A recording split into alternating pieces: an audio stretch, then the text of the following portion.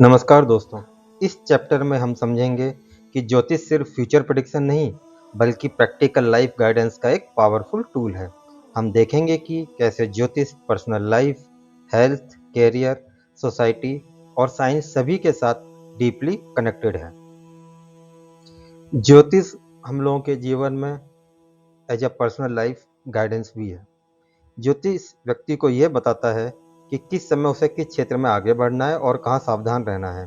जैसे कि चंद्रमा अगर नीच राशि में है तो जो व्यक्ति है वो भावनात्मक अस्थिर रहेगा, अनस्टेबल रहेगा। ज्योतिष उसे ध्यान, चंद्र मंत्र जप, सफेद वस्तु दान जैसे उपाय सुझाता है।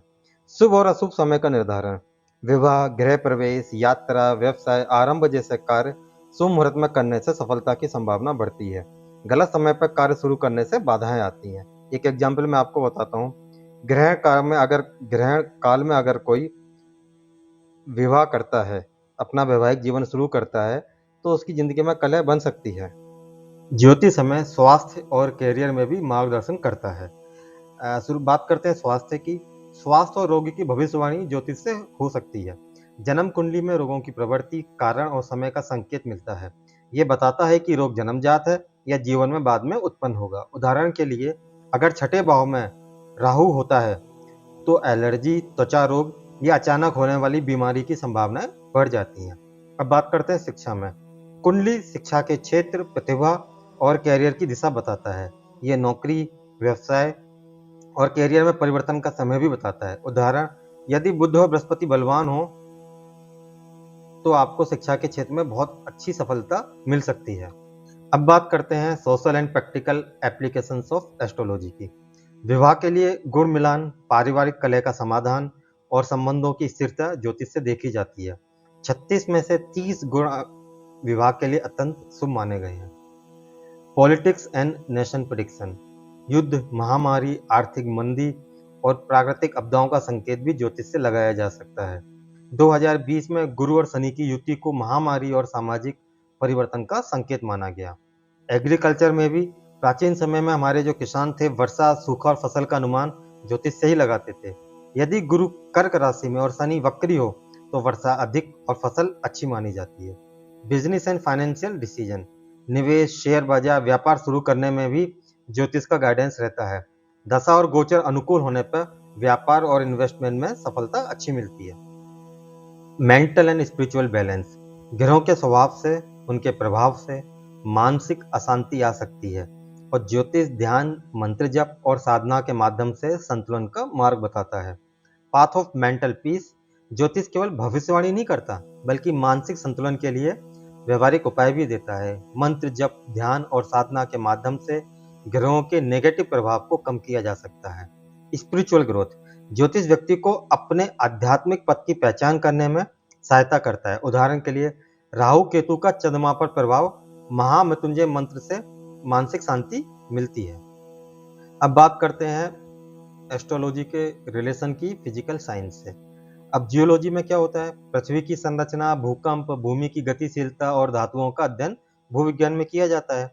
ज्योतिष में ग्रहों और नक्षत्रों की स्थिति से यह अनुमान लगाया जाता है कि किस क्षेत्र में अस्थिरता या प्राकृतिक घटनाएं हो सकती हैं। उदाहरण के लिए, मंगल और राहु के अशुभ योग से भूकंप, ज्वालामुखी या भूमि संबंधी घटनाओं की संभावना मानी जाती है। अब बात करते हैं एस्ट्रोनॉमी की। एस्ट्रोनॉमी और एस्ट्रोलॉजी एक दूसरे के पूरक हैं। खगोल विज्ञान यानी कि एस्ट्रोनॉमी ग्रहों की वास्तविक स्थिति और गति का अध्ययन करता है, जबकि ज्योतिष यानी कि एस्ट्रोलॉजी इन ग्रहों के मानव जीवन पर क्या प्रभाव पड़ेगा वो हम लोगों को बताता है। अब बात करते हैं एस्ट्रोलॉजी मैथमेटिक्स एंड फिजिक्स से कैसे रिलेटेड है। अगर देखा जाए तो बिना मैथ्स और फिजिक्स के तो एस्ट्रोलॉजी कुछ है ही नहीं है। मैथमेटिक्स तो एस्ट्रोलॉजी का बैकबोन है। Without calculation, planetary position, dates, nakshatra and dasha dasha can not be determined. पंचांग का कैलकुलेशन हो, हॉरोस्कोप हो, प्लानेटरी मोशन हो, ये सब कुछ मैथमेटिक्स से ही हम लोग कैलकुलेट करते हैं। बात करते हैं फिजिक्स की। The motion of planets, gravity and time calculation are related to physics, और यही सब एस्ट्रोलॉजी का बेस है। बात करते हैं एस्ट्रोलॉजी ह्यूमन साइंस से कैसे रिलेटेड है। ह्यूमन साइंस में हमारा साइकोलॉजी आता है। ज्योतिष मनुष्य की मानसिक प्रवृत्तियां, स्वभाव और व्यवहार को समझने में सहायक होता है।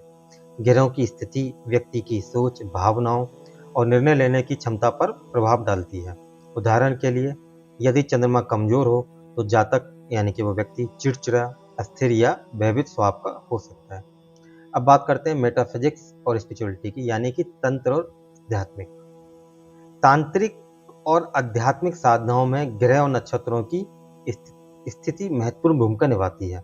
ज्योतिष साधना, ध्यान और आध्यात्मिक उन्नति के लिए उचित समय और योग बताता है।